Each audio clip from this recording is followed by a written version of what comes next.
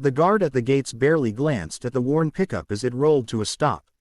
The man behind the wheel adjusted his cracked rearview mirror, glanced at the small photo of his daughter taped to the dashboard, and took a quiet breath. He had already been turned away twice this week. Still, something deep inside told him today would be different. Somewhere behind those steel doors, a test was about to change his life forever, and he didn't even know it yet. Before this story unfolds, if you believe in second chances, quiet strength, and hidden heroes, stay with me until the end. And don't forget to like this video and subscribe to the channel, because stories like this deserve to be shared. Daniel Carter was a single dad, a Navy veteran once decorated for bravery, now dressed in faded work boots and a threadbare jacket. His glory days lay far behind him, buried under years of grief and responsibility. After his wife passed away from illness, the battlefield he fought on changed.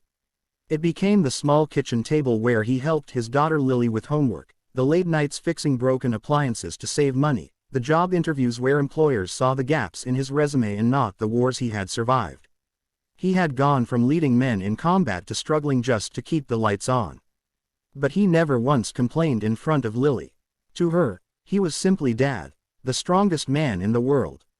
That morning, Daniel was at the naval base for a janitorial job. It wasn't glamorous, but it meant steady income, medical benefits, and a little breathing room. He had polished his boots for nearly an hour the night before. Lily had watched from the doorway, holding her stuffed bear. "Did you really used to fix big ships, Daddy?" she asked. He smiled softly. "Bigger than you can imagine." She hugged him tight and whispered, "You're still my hero." That was all the fuel he needed. Inside the base employment office, polished floors reflected fluorescent lights and crisp uniforms. Daniel stood out immediately. The Admiral arrived unexpectedly that morning. Admiral Jonathan Reeves, a legend in the Navy, known for his sharp instincts and unorthodox leadership style.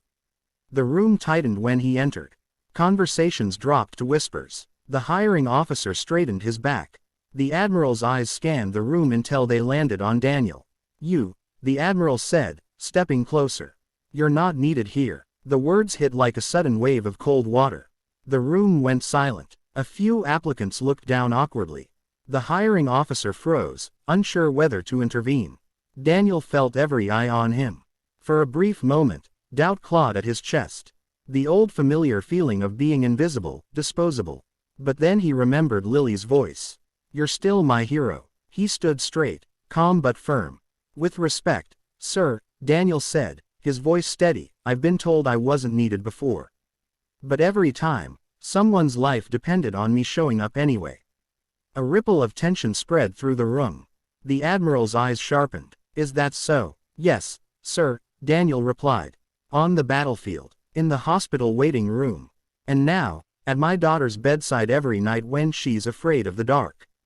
I may not wear the uniform anymore, but I still serve." The Admiral studied him for a long moment. Then, unexpectedly, he smiled. Daniel didn't know it yet, but he had just passed the test. After the interview, Daniel assumed the worst.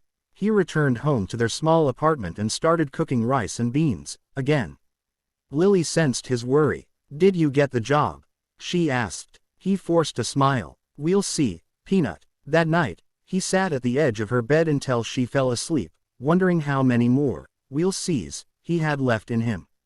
2 days later, a black, official vehicle stopped outside their crumbling building. Neighbors peeked through curtains. Daniel stepped outside in disbelief as Admiral Reeves himself got out of the car. Inside the apartment, the Admiral's eyes softened when Lily offered him a cookie from a chipped plate. Daniel stood awkwardly, unsure whether to salute or speak. The Admiral gestured for him to sit. "You think I turned you away," the Admiral said quietly. "I didn't. I needed to see what you'd do when someone tried to strip your worth from you." Daniel swallowed. "Why?" "Because rank doesn't reveal character," the Admiral replied. "Pressure does." He explained that the base had lost more than efficiency, it had lost heart. They needed people who worked with purpose, not ego. The janitorial job was real. But the real offer was something more. "I want you back in service," the Admiral said. "Civilian oversight, training young recruits, mentoring veterans coming home broken like you once were. I can teach tactics. I can't teach resilience like yours." Tears slid down Daniel's face before he could stop them. For years, he had believed his best days were behind him. In that moment, someone finally saw him again. The new job transformed their lives.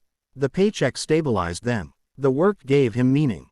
Lily moved into a warmer, brighter apartment with windows that caught the morning sun. Daniel helped reshape lost recruits into grounded soldiers and helped struggling veterans find their footing again. He never bragged. He never forgot what it felt like to be told he wasn't needed. Years later, at a base ceremony filled with uniforms and medals, Admiral Reeves called Daniel on stage. "There are leaders who command from rank," he said.